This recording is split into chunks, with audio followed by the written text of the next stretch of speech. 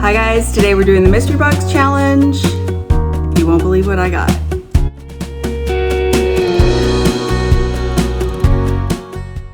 So it's that time again. It's time for another mystery box challenge. This time around, I got my box from J Money DIY, who I adore.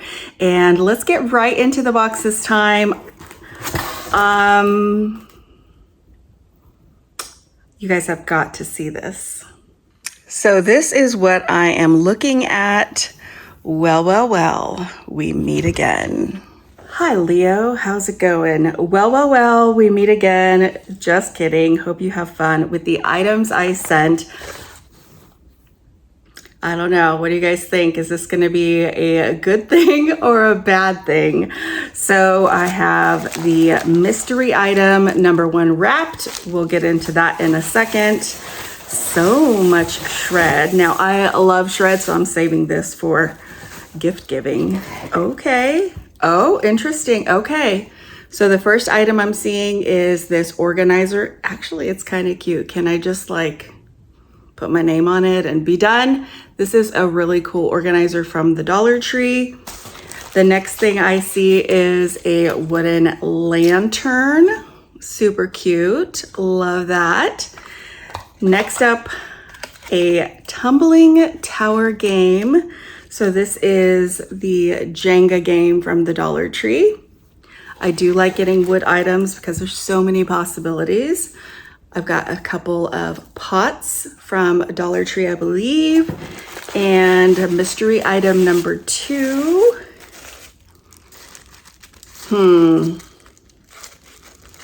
I think I have an idea what that could be.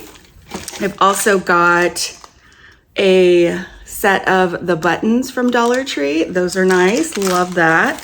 These are really pretty. I've almost bought these for my daughter's birthdays in the past.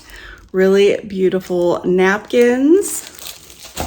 Let's see what else. We've got a glazed ceramic house. That's really pretty. And last but not least, a magnetic, I believe, wood frame with tin board, and it is by Crafters Square. Now, before we get into our mystery items in our mystery box, I wanted to tell you a little bit about the mystery box challenge. The mastermind behind it is Courtney, who is creative on the cheap. I'm sure you're well aware of who she is. She is a DIYer and she invites other crafty people to take part in the mystery box challenge. It happens every other month. That being said, let's get into these. So item number 1.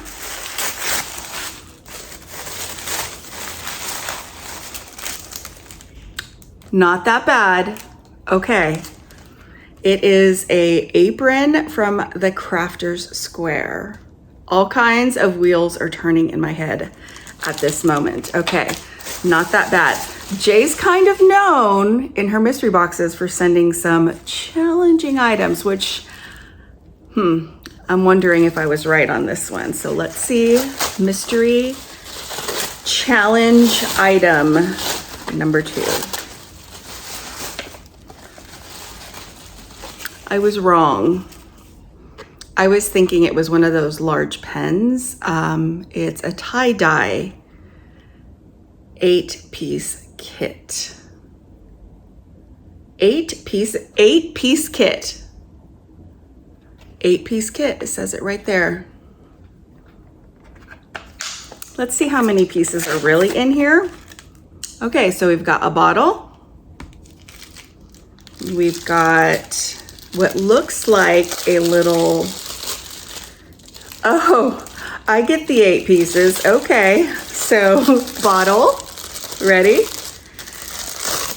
2 gloves, that's 3. Rubber bands, 4, 5, 6, 7, 8. Oh, Jay. You didn't do me dirty, girl. These are fun to work with. They're a little more challenging, which was perfect. But it could have been worse. Jay has a little bit of, shall we say, a reputation around here when it comes to her challenge items in the mystery box. Now, while I got my box from Jay, I did want to let you guys know that I sent my box over to Melanie, who is at Simple Made Pretty, and I also did not do her dirty, I don't think. Hopefully we can be friends after this. So this time around, it was an anything goes challenge. So you could shop from anywhere, and you could also send items from your craft stash, which is kind of what I did.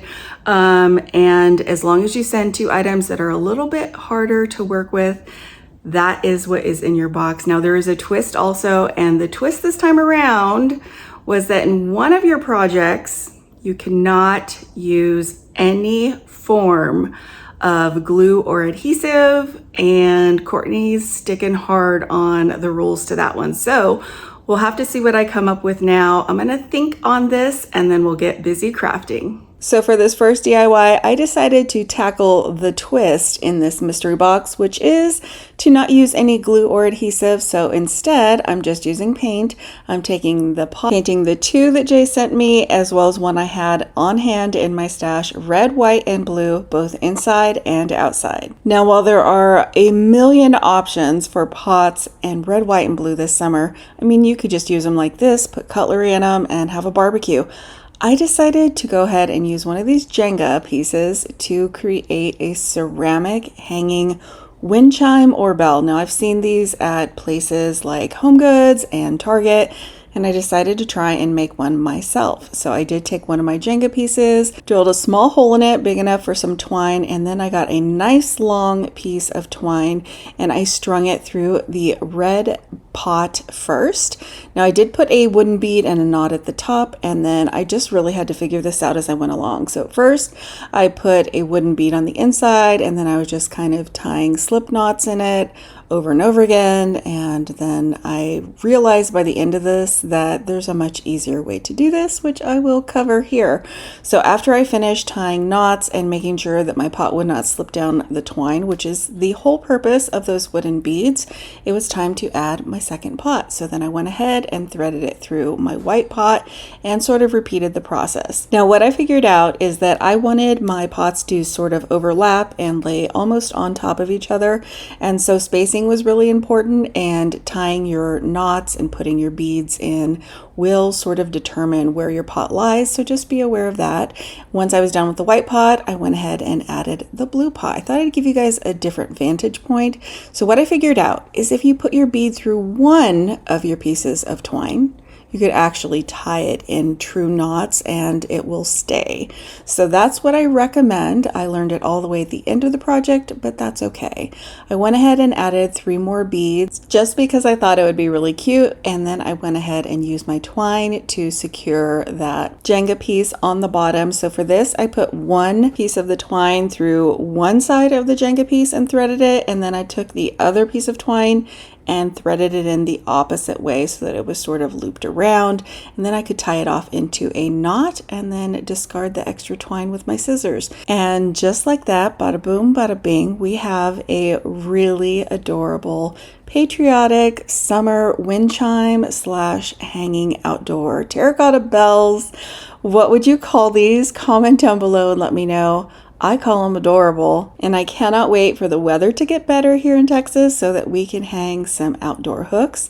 I'm going to transfer them outside for my patriotic decor for the 4th of July and throughout summer. To me, summer decor has always revolved around red, white, and blue. So that leads me to our next DIY. So for this one, we're going to be using both of my challenge items. I always call them mystery items. I don't know why I do that.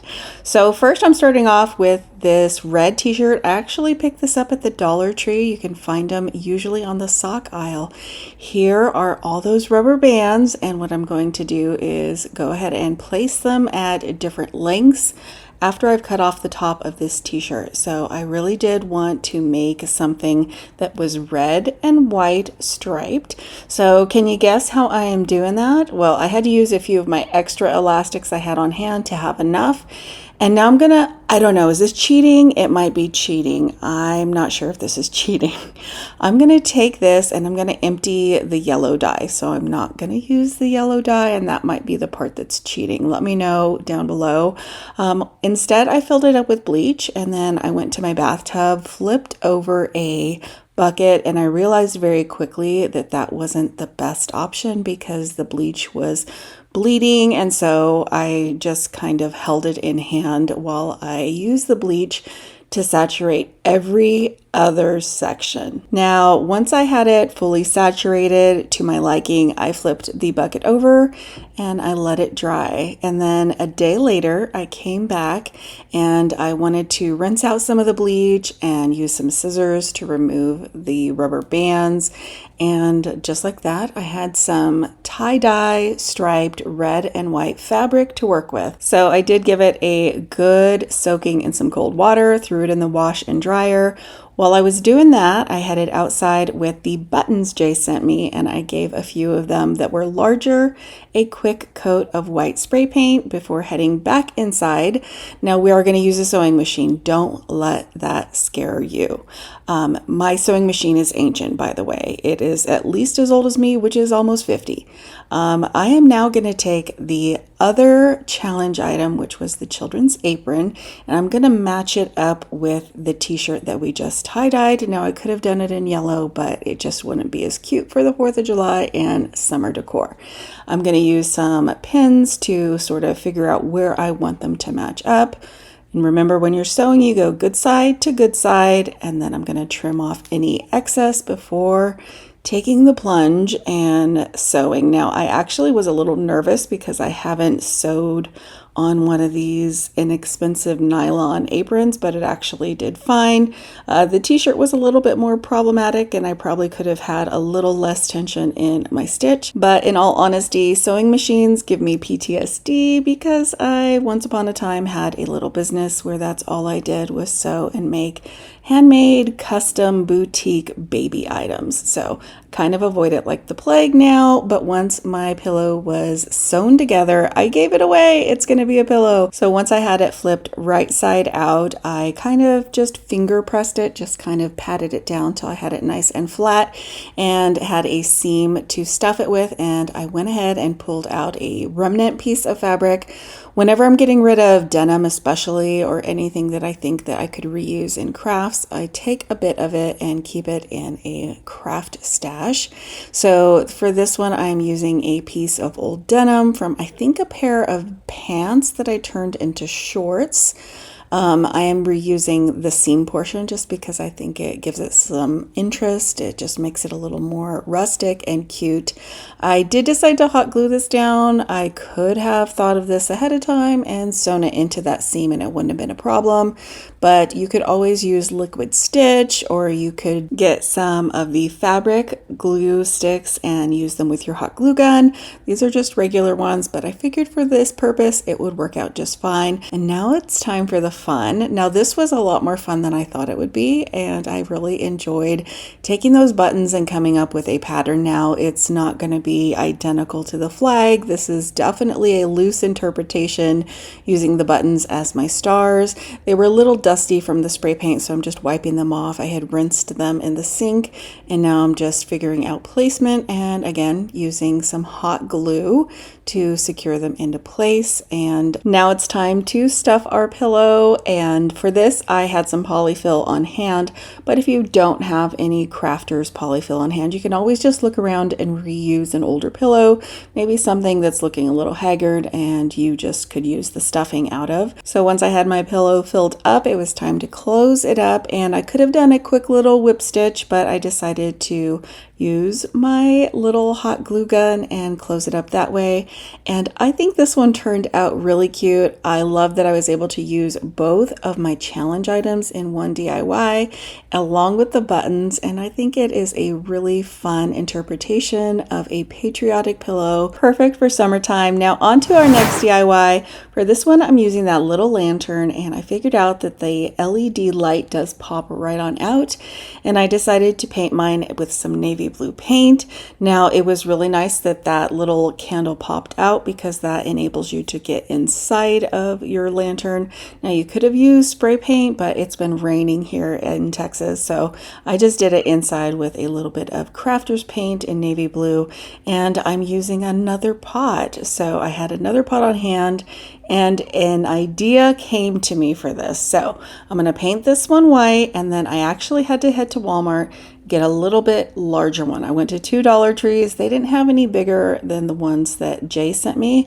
So I did go spend a whole, I think, $1.59 or 57, something like that, at Walmart to get this pot, and then I painted it red with some craft paint. Now, if you think I cheated by not using the yellow in the tie-dye, I'm going to try and redeem myself. I'm going to use this little bottle, so I'm using that challenge item twice. I decided to peel off the sticker. I had to use a little bit of nail polish remover to get it fully ungunked. And then I'm cutting off the tip, and I'm actually going to clean it out really good, nice and dry. And we're going to use it inside this little lantern. So I did remove the twine, and then I decided to pop this right on inside because I think it's going to give the candle portion a really nice look. It's just going to be all sort of encompassed, and you will see where I'm going with this here in a second.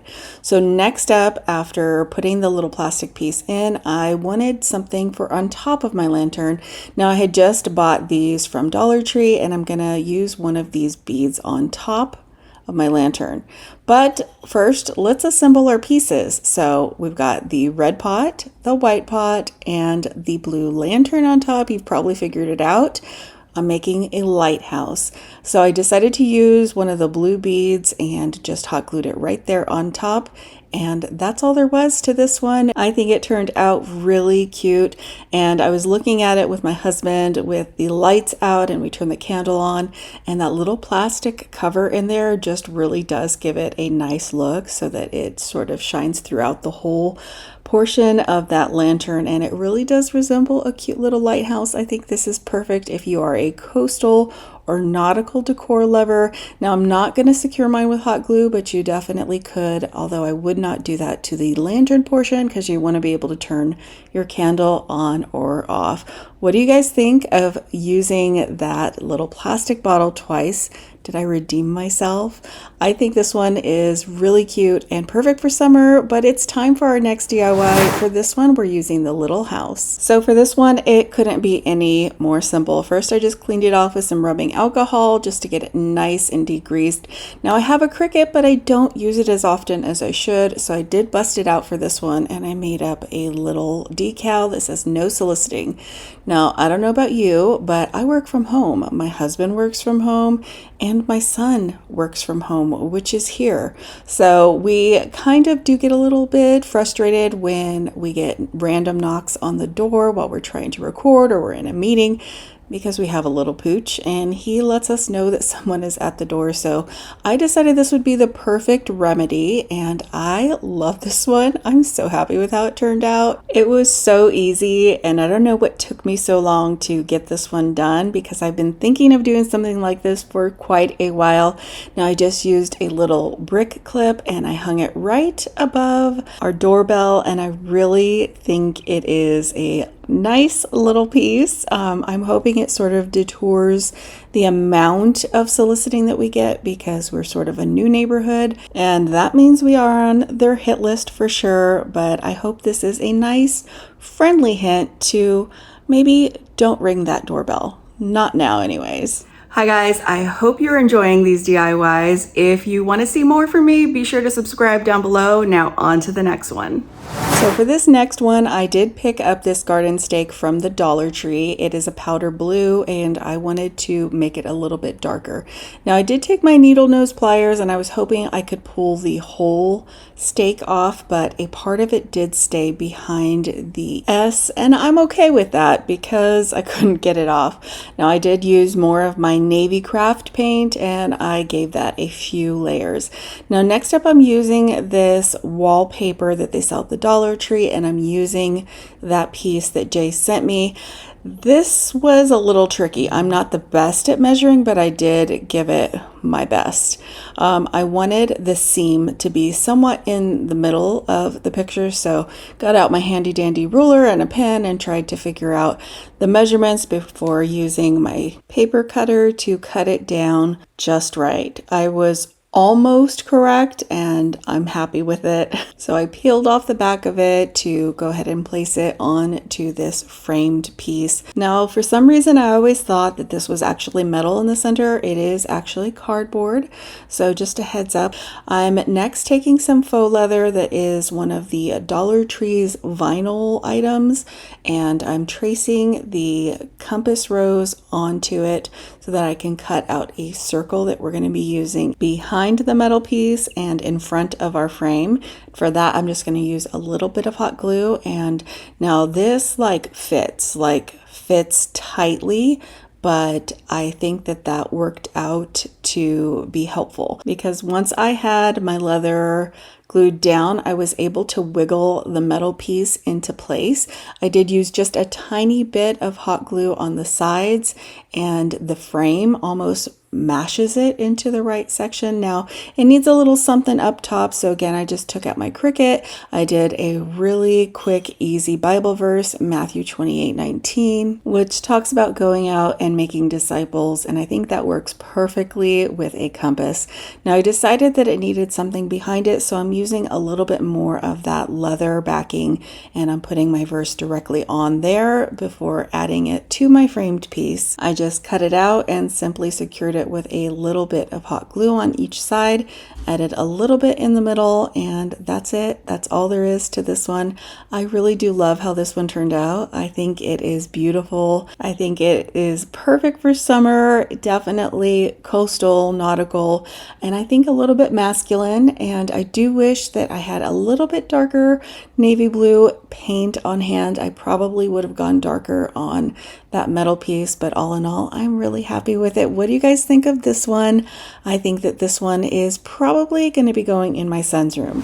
Now on to the next DIY. For this one, I am using 2 of the napkin holders from the Dollar Tree, along with this fun little piece that Jay sent me. Now I brought them outside and I gave them all a quick spray paint with some flat white paint.